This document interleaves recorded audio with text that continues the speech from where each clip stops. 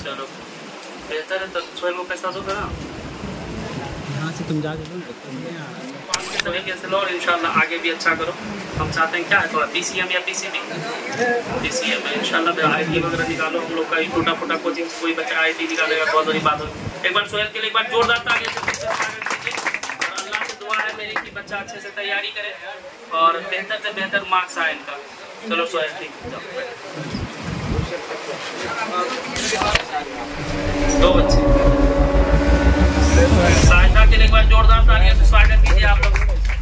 और साहिदा के लिए बस यही कहेंगे कि और मेहनत करोगे तो थोड़ा और अच्छा कर पाओगे, हम लोग का नाम रोशन करो और आने वाले समय में और तरक्की करो, हाजिर मर्जी बच्ची बनो। और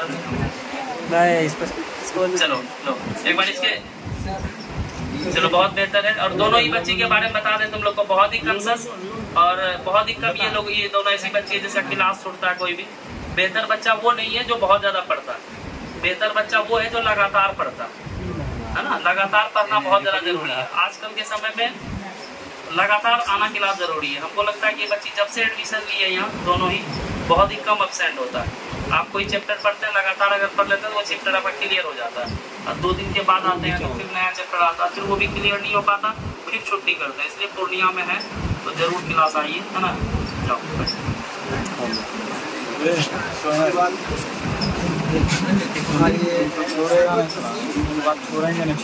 आया नहीं सरबत नसीम, उसके बाद सिमरन यास्मीन, तो चलो ये रुपया पढ़ा कुछ भी नहीं, हम जानते हैं तुम्हारे पापा बहुत कमाते होंगे, बहुत रुपया देते होंगे तुमको, लेकिन ये रुपया हमारे सर की तरफ से है ना। और इस रुपया का कीमत बेहतर होना चाहिए तुम्हारे लाइफ में। हम चाहते हैं तुम अच्छा कुछ अचीव करो तुम लोग, ताकि हम लोग का भी नाम रोशन हो, तुम्हारे परिवार का भी नाम रोशन हो। जाओ बैठो। चलो ये सभी बच्चों के लिए जितने भी टॉपर एक बार जोरदार तालियों से स्वागत कीजिए।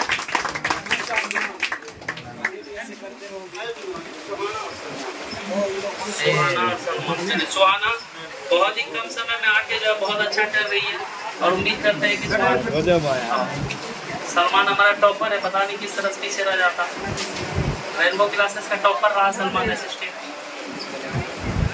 कोई बात नहीं, चलो हो गया।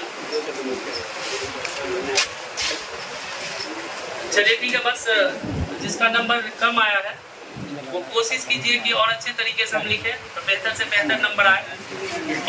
रे हल्ला मत करना। कोई 2 तरीके का पढ़ाई होता है, एक होता है स्मार्ट वर्क, एक होता है हार्ड वर्क। अगर हार्ड वर्क करने से आदमी जो है ना अमीर बनता, तो सबसे ज्यादा अमीर जो है ना एक मजदूर होता। आप क्या पढ़ना, देखो पढ़ना सबको है। हर साल 21 लाख बच्चा से अधिक बच्चा IIT या नीट के एग्जाम में बैठता है। निकालता वही है जिसको टॉपिक पता रहता है कि हमको कौन सा टॉपिक पढ़ना है। पढ़ने के लिए किताबें बहुत सारा, उतना नहीं पढ़ना। आपको पहले सबसे पहले सिलेबस देखना क्या है, कितना है, हमको कितना पढ़ना है, वो तब पढ़ाई शुरू कीजिए। एकदम जो चीज आया है सब चीज रखते जा रहे हैं, आपको बहुत नॉलेज तो हो जाएगा, लेकिन एग्जाम आपका नॉलेज तब काम आएगा जब आप एग्जाम निकाल पाइएगा, है ना। तो सबसे पहले आप किसी भी एग्जाम की तैयारी, जैसे सर टेस्ट लिए तो उसमें उम्मीद करना चाहिए था क्या क्या पूछा जा सकता है, उन क्वेश्चन पे ज़्यादा ध्यान देने की जरूरत था। और दूसरी बात, लिखने में प्रॉब्लम हो रहा है। किसी ने, एक बहुत बड़े महापुरुष ने कहा है और उसको बहुत ज़्यादा हम फॉलो करते हैं, आपका दृष्टि के डायरेक्टर जो IAS की कॉपी चेक करते हैं और पूरे देश को ना जाने लाखों IAS उन्होंने दिया। दृष्टि one of the biggest coaching in India. तुमको पता है कि मुखर्जी नगर बहुत ज़्यादा फेमस है, लाखों इंडस्ट्रीज, लाखों किताब की दुकान, लाखों लॉज उसी कोचिंग की वजह से चल रहा है। और दृष्टि कोचिंग के जो डायरेक्टर है उनका नाम जानते हो? विकास साहब। तो विकास त्रिवेदी सर जो है ना कहते हैं कि जिस बच्चे का लिखने का, देखो हम लोग नहीं, जो बहुत बेहतर टीचर है जो IAS को पढ़ाते हैं हर साल जो है ना, उनका कभी कभी स्पीच सुना करो। वो कहते हैं जिसकी राइटिंग अच्छी होती है ना, जो राइटिंग अच्छी होती है और जो खूबसूरत तरीके से सजा के लिखता है, तो हम उसको जो है ना अधिक से अधिक नंबर दे देते हैं। मेरा नंबर हम काटना भी चाहते हैं, नंबर मेरा ओनली, मेरा मतलब कि पेन फिसल जाता है अधिक नंबर देने का। अब तुम कहोगे सर अभी तो मेरा राइटिंग अच्छा नहीं है, अभी हम बेहतर से बेहतर सब्जेक्ट को कैसे लिख सकते हैं? तो देखिए हम लिख सकते हैं सब्जेक्ट, राइटिंग जैसा भी हो मैटर नहीं करता, हम कटपुट से बच सकते हैं, अंडरलाइनिंग कर सकते हैं। जो चीज बेहतर लगेगा कि अंडरलाइनिंग, वो ब्लैक पेन से वहां पे क्या करेंगे, अंडरलाइनिंग कर देंगे, है ना। तो एग्जामिनर को लगेगा जैसे इसबी है, इसबी को ब्लैक अंडरलाइनिंग कर देंगे। कोई लेखक का, राइटर का नाम है, उसको अंडरलाइनिंग कर देंगे, या कुछ पॉइंट वगैरह है उसको अंडरलाइनिंग कर देंगे।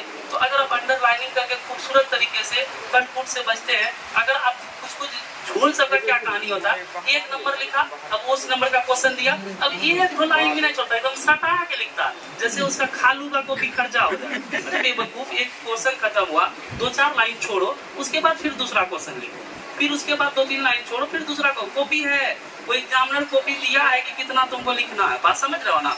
तो उस तरह साफ साफ करके लिखना चाहिए, 1/4 छोड़ के लिखना चाहिए, पॉइंट दे के लिखना चाहिए। हर एग्जाम में सब्जेक्टिव में क्या करना चाहिए कि तुमको 2 पेन का उपयोग करना चाहिए, खूबसूरत तरीके से लिखना चाहिए। जब हम खूबसूरत तरीके से लिखते हैं तो मतलब कि हमारा मार्क्स ज़्यादा आता है। हम तुमको बता दें, मेरे यहाँ से जब टॉप 20 बच्चे का सिलेक्शन होता है आर्ट्स में, तो भले ही ये टूटी फूटी कोचिंग है ना, लेकिन यहाँ से 4 साल लगातार 4 बच्चा, आदिल जिया, उसके बाद तुम असफर अंसारी, जिसान अहमद, ये 4 स्टूडेंट, 3 स्टूडेंट ऐसा है जो टॉप 20 बच्चे का, भले ही बिहार टॉप हमारे कोचिंग से नहीं किया है, लेकिन 4 स्टूडेंट ऐसा है, 3 स्टूडेंट ऐसा हमारी कोचिंग का, जो जब टॉप 20 बच्चे का टॉपर वेरिफिकेशन हुआ था तो यही कोचिंग से गया था। तुमको जान के बहुत हैरानी होगी, जब टॉपर वेरिफिकेशन हुआ था पूरे बिहार से बच्चे आए हुए, वहाँ 10th क्लास का भी टॉपर वेरिफिकेशन चल रहा, और 10th क्लास को हम पढ़ाते हैं रेनबो में। एक बच्चा आया हुआ था, उसके बाल में तेल लगा हुआ था, इस तरह से तेल जो है ना, सरसों का तेल इस तरह से मुंह में उसका दिख रहा, और उसका जो मतलब ड्रेस था, उसके पापा एक झोला लिए हुए थे, तो गांव में जो झोला वगैरह होता है वो झोला लिए हुए थे, उसको बेली रोड जाना। एक बार तो उसको वहां देखिए, उस बच्चे को जब स्टेशन में उतरे गांधी में, फिर एक बार उस बच्चे से मुलाकात हुई, और जब हम गए तो थोड़ा सा हम सोचे उस बच्चे से बात करें, तो ऐसे लिट्टी वगैरह वहाँ बिक रहा था, तो बच्चा वहीं बैठा हुआ था, तो उसको जाके हम बात किए थोड़ा सा, तो देखो पता यह चला, उस बच्चे के बाद देखने के बाद हमको यह पता चला कि शिक्षा जो है ना अच्छे ड्रेस से नहीं आता है ना। आप टॉपर अच्छे ड्रेस पहन के नहीं बन सकते हैं, अच्छा खाना खा के नहीं बन सकते हैं, है ना। अच्छा पैसा से आप क्या कर सकते हैं, शिक्षक से पढ़ सकते हैं, अच्छी किताबें पढ़ सकते हैं। याद रखिएगा, आपको टॉप करना है तो आपको बैठना पड़ेगा जमीन में, आपको अकेले रहना पड़ेगा, आपको सबसे पहले कुर्सी में बैठना पड़ेगा, और आपको बैठने का आदत डालना पड़ेगा, एकांत में बैठना पड़ेगा। जिस बच्चे को जो ना 10 मिनट 15 मिनट अकेले बैठने से घुटन आता है, किताब के पास घुटन आता है ना, जो बच्चा अकेला बैठना नहीं चाहता है, अकेला पढ़ना नहीं चाहता, वो कभी भी टॉप नहीं कर पाएगा। दुनिया का सबसे टफ काम है पढ़ना। अगर हम पढ़ते हैं, हमको नींद आएगा, किसका कॉल आएगा, ये आएगा। जब तुम कोई अच्छा काम करते हो ना, इसी तरह जैसे मस्जिद में गुनाह का काम कम होता है, आदमी ज्यादा देखते, नींद आता ना, तुम पढ़ो, इंस्टाग्राम चलाओ, कभी तुमको नींद नहीं आएगा, शॉर्ट वीडियो देखो, कभी तुमको नींद नहीं आएगा। लेकिन जब हम क्या करते हैं बोलो तो, किताबें खोलते हैं तो हमको नींद आना शुरू हो जाता है। तो वो अच्छा काम करने में नींद आता है, तो हम लोगों को थोड़ा सा बेहतर तरीके से लिखना है कॉपी को। बस हम यही कहेंगे, किसी ने क्या खूब कहा है, अगर हम एग्जामिनर होते तो नंबर पूरा का पूरा देते, लिखने का अलग देते, लिखावट का अलग देते, और सजावट का अलग देते। और हमने टॉपर को देखा है ना, हमने एक एक टॉपर को देखा है, किस पर हमने यहाँ पर टॉपर वेरिफिकेशन में जाने वाले बच्चे का कॉपी चेक किया है, हमने उसके भी राइटिंग को देखा है। हमने देखा है कि जिसका राइटिंग बेहतर रहा है वो मतलब लिखने का तरीका, राइटिंग छोड़ो, राइटिंग कैसा भी वो मैटर नहीं करता, जिसका लिखने का तरीका बेहतर रहा है वो टॉप किया है। तो अभी ऑब्जेक्टिव पैटर्न पर एग्जाम है दोस्त, है ना। अभी एग्जामिनर सब्जेक्टिव पैटर्न पर एग्जाम नहीं है, सुन लो रे, अभी ऑब्जेक्टिव पैटर्न पर एग्जाम है। ऑब्जेक्टिव गड़बड़ाया तो रिजल्ट कहानी खत्म है। ऑब्जेक्टिव अगर गड़बड़ा गया तो कहानी खत्म है, याद रखना। ऑब्जेक्टिव अगर तुम्हारा गड़बड़ाया, क्योंकि बिहार बोर्ड अब सब्जेक्टिव पैटर्न पर एग्जाम नहीं ले रही है, ऑब्जेक्टिव पैटर्न पर एग्जाम ले रहा है। अगर कोई टीचर तुमको नोट्स पढ़ा रहा या कोई गाइड पढ़ा रहा, वो तो अपना काम करके निकल रहा, तुम्हारा काम ये नहीं है कि उसी नोट्स को बस तिल चट्टा की तरह चाट रहे हैं, पढ़ रहे हैं। ये काम बिल्कुल भी तुम्हारा नहीं होना चाहिए। निकालो फिजिक्स का बुक, निकालो हिस्ट्री का बुक, एक हाइलाइटर लो, बैठो उसको पढ़ो बैठ के।